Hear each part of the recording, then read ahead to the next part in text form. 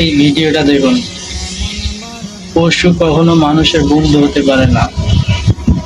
পশু শুধু নিজের স্বার্থের জন্য মানুষের কথা শোনে। তাদের স্বার্থের আঘাত লাগলে তারা একটু চিন্তা করে না কাউকে মারতে। এই ভিডিওটা দেখুন।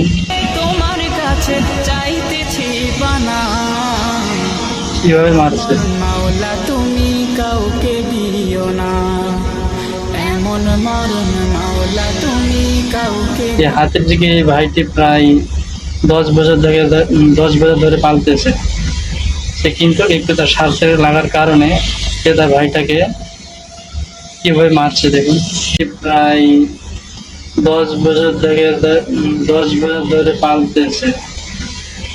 সে কিন্তু একটু তার স্বার্থের লাগার কারণে সে তার ভাইটাকে কিভাবে মারছে দেখুন।